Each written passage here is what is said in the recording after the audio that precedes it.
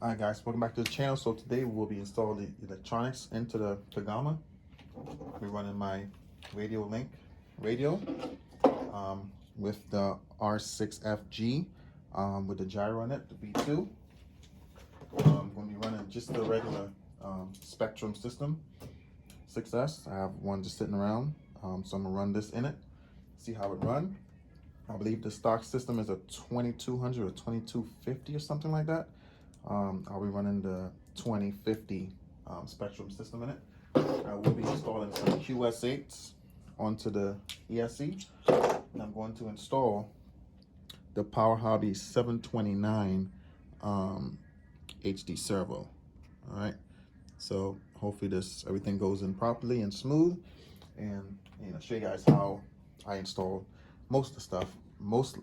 Some of the stuff will probably be for the ESC, how I run the wire over and that sort of thing. The motor is pretty simple, but I'm gonna record as much as I can. Let's go ahead and get into the video. All right, so remove the body, get out the way, and then see how we're gonna get this running, guys. I think first thing I'll do is deal with the radio box, servo, and the radio, kind of the ESC as well. So, I know when I did my Suga, I believe I removed the battery tray, which has the wires that runs beneath it. So I'm going to do that and see how everything works out. So basically, I'm not sure exactly which ones they are that will release the battery tray, but I believe it'll probably be this here, this one, and some other little screws, but I'll show you once I remove it, show you which ones I removed. All right, let's go ahead and get into it. Now, so far, there is Loctite on these screws. This is the one that came out from behind the nut that's on the battery tray. So just be mindful of that, guys. Got some Loctite on there, which is pretty good. So let's keep going. This is pretty simple. So there's 3 screws in the bottom. You see the one, 2, and then there's 1 screw that's for the ESC plate. So 2 screws are the same size and one of them isn't. I'm gonna take some pictures so you guys can see. Let me bring you guys in. So here you can see 1, 2, and 3. Show you on the bottom. 1, 2, and 3. That's the holes. These are the screws here. Keep everything organized. Another thing to note, if you look underneath the battery tray, these tabs right here, this is the channel for the wires. See the angle here, guys. You can see the space in between. That's where you run your ESC wire. So when the ESC sits up here, wire comes down, runs to the bottom, and then over. So try to give you guys as much information as I can, guys. So next, I'm gonna remove these 4 screws up top here, guys. They'll open up the receiver box. The servo goes right in here. And like I said, I'll fish through a extender. I normally have the one with the single wire, but I'm just gonna run this for now. It'll still work. Run it through, that way it will reach to at least here, and we'll try to get the ESC wires, everything to match up. So let me go ahead, take this cover off, and I believe I may have to take the box out so I can run the wire through easily, but I'll show you guys if I have to do that as well. All right, so I'm gonna remove the box, the receiver box. So this is the pattern in which it came out. Kind of put them together. These 2 up here is the one with the nut on it, and then those 3 just screws into the plastic. So I'm gonna show you how it comes out. So you see there's one here, there's one up in the front here, and those are the 2 other screws, and the rest goes right into the box, and then it comes right out. There's a nut on the top here, guys, so be careful, don't lose those. So let's kind of put it here, and then pretty much I'll keep working. And that's how I pretty much do it. All right, so I got my Link receiver in it. Got the little extender. Again, I wish I had the single, but this should still work. It just has 2 options on the other end. And that's how I run the ESC wouldn't make it to plug into the box. So let's go ahead. I'm gonna install the servo. That's what I'll be installing. Now the bag does come with the screw for the servo horn and like that, or you get it from here as well. So let's go ahead and drop it in there and then come back to the video. Try to keep the video as short as possible, guys. All right, so get ready to drop the servo in. I believe the servo going at this orientation, and also do not bolt the servo horn in yet until you power it on, because it could be facing the wrong way. It could strip or cause damage. So don't attach the servo horn head as of yet. All right, so I got the servo in. Just undo these 4 screws, put the servo in, drop it in. I believe this should be the orientation where the servo should be. Run the wire through the bottom here, up in the box, and then you plug it in. I haven't double side taped down the receiver yet until I get everything plugged in and situated. Again, it's a little pigtail I'm gonna have pretty much run through. I'm gonna show you how I have it placed, and then we'll continue with the video. So again, this is how it's gonna be. It's sat down here, just like that. About to get bolted in. Run the wire down, which will be underneath the radio box at this point. I will show you how I run the wires through there in a second. All right.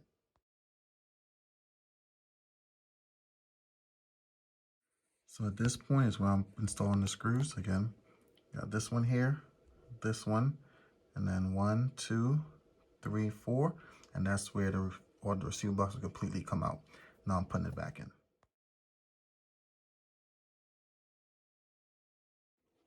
So again, just for some clarification, this is what I'm using. This one here is a Racer's Edge. This is the part number. All right. Again, normally this is basically a extender. I just needed one of just a single one on each end, male and female. Don't need a double, but this is just what I have, so I'm using it. All right, so this is basically what I'm using to extend the ESC. All right, so got the ESC all sorted up. Got the QS8s on it. So here comes the tricky part, guys. So I believe I'll be running it like this orientation. And then run the wires down this way. So let's see how I could best run the wires. So I'm gonna do is double side tape the ESC down onto the tray just like this. That way it can help me support with keeping the ESC on here and run the wires at the same time. And pretty much we'll go from there. To show you how I ran it, just like that. This is the side that will be near the drive shaft and all that. So that's how I go. Double side tape down the ESC, and that's how I'm gonna put it on there. All right, guys. So the ESC is all connected, see underneath here. Double side tape down here. Again, this wire will go over to meet the motor on this side, and then the batteries pretty much run here, just like that. And I just have to find a place to put the switch, and then we'll keep going. All right, so I did how I installed the screw. So basically, this is where the switch is mounted for the stock system.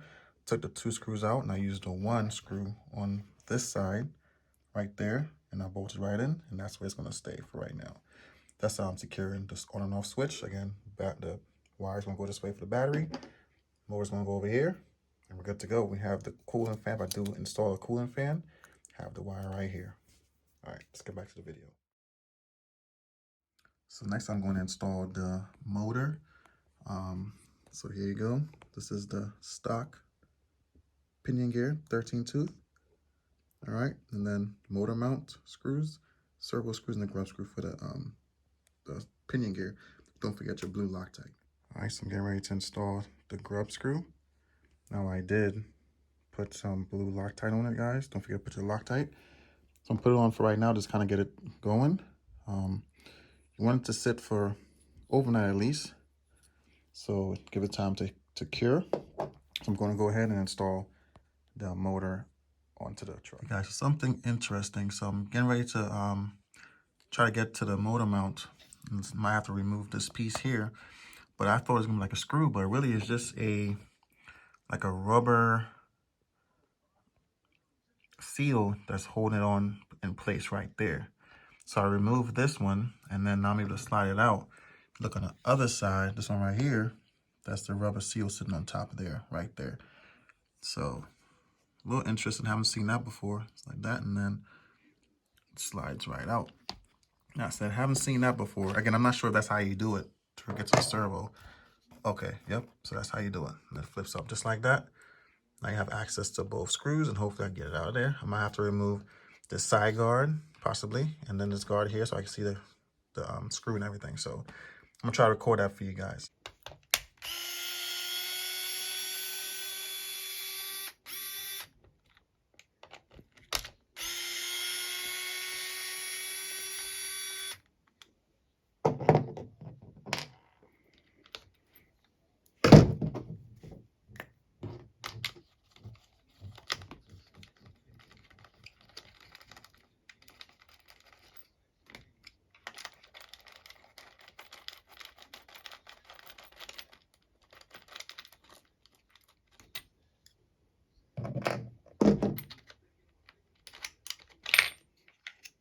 So I'm thinking I may have to remove the side guard here so I have more room to install that gear. So these screws here, 1, 2, 3, and this piece should come out and hopefully give me enough room to slide the motor on top. All right, so I put a little Loctite onto the motor mount screws, and then already put a Loctite on here. Slide it on, tighten it down a little bit, so I am able to slide it and just kind of press this back a little bit. I mean, I probably could have done it without moving that piece, but it's all good. Slide it down and then it slides right in. All right, so to de-mesh, so what I do is I would tighten the screws down to where it's just snug, to where it has a little bit of play. Then I would just knock the spur gear, make sure it's not having any friction against it. So let me let you hear it. And that's how I like my my mesh on my spur gear. You can see here rolling, sounds pretty good, not burning up. So that's pretty much it. Let's continue. All right, so pretty much got the motor installed, got the spur gear installed, got the wire secured there. So I'm pretty much almost there, guys. I gotta double side down my receiver and install the servo horn just to make sure that everything's good. I know this has a gyro set up, so I'm gonna leave it out in case I have to reverse the gyro. So looking at the batteries, I'm gonna run first one will be on a 4S and 6S. So I'm gonna be running Powerhobby 7200s in it. It looked like with this adapter here, it might be a little too big for the tray. So the good thing is you can remove part of the tray. There's a piece in there to extend it. So I'm gonna go ahead and remove that real quick. Just 2 screws. And that should come up out of there. And then my battery should fit. So let's have a look. This piece right here, guys, comes right out. Okay. All right, so let's see if this fits. Yep, it fits. So that's one. So I wish there was one that went the other way as well. Let's put it down here for now. So we'll see. I double check the receiver box, the battery box, to see if it has one I can add to go this way as well. But there you go. That's the battery setup I'm gonna be running. Don't like how the top is loose like that. I'm gonna have to run just one 6S. I do have a 6S battery as well. So we'll see how that go. And then I run the batteries just like this. Plug them up on this side. All right. So I'm gonna go ahead and plug it up, and then I'm gonna raise the truck off the ground and then do the steering servo and all that good stuff. All right, guys, so we're ready to install the servo. So I'm gonna go ahead and install the 25 tooth servo horn that comes with the Powerhobby servo. It's just pretty simple. Just a screw that goes right here. Pop it out, the whole arm come out, and then this screw is just right there. Unscrew it, screw a new one in. All right. So put all these old parts to the side. This is the screw that came out with it. Go ahead and put that back in. All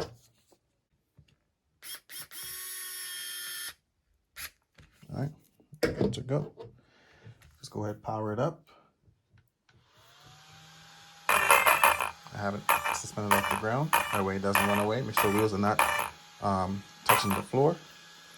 Servo should be, at least in the radio, should be on centered to 0. So let's go ahead and see if we can install the servo horn.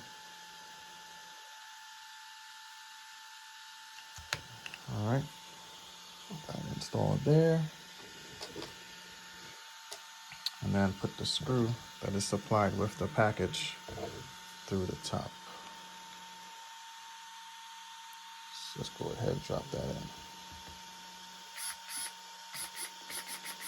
Be careful when you're installing these screws that you don't mess anything up.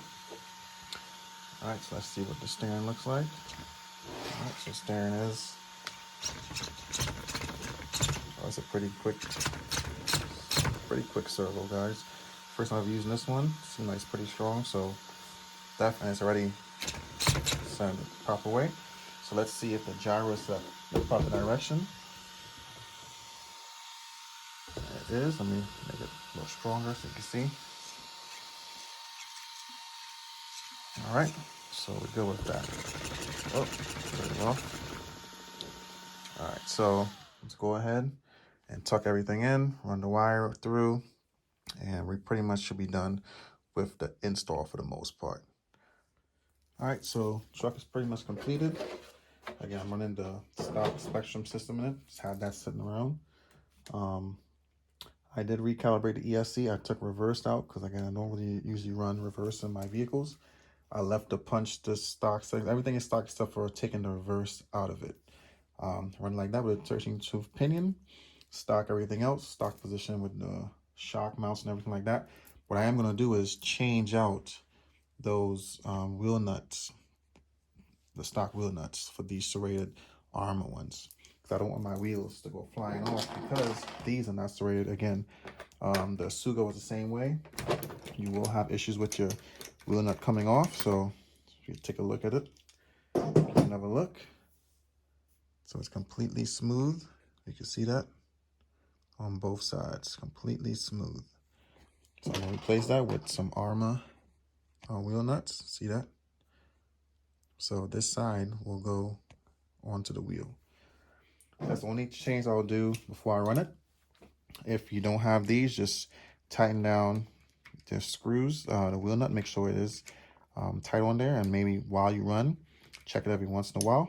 Make sure it doesn't come off. If it does come off, you will strip the hex shape out of the back of the wheel and then have to get a new one. All right, so I'm going to do all four here, but again, guys, that's the little build I have on this Kagama. I look forward to the first run video. It will be in the 4S and 6S run. Check the speeds on it. Check out the open field, give it a little bash. Hopefully get a little jump with a little hills with it. And just see how it goes, guys. We'll run this for a while. I'm not sure if I'm gonna keep this truck or not in the fleet. I don't have space, so we'll see.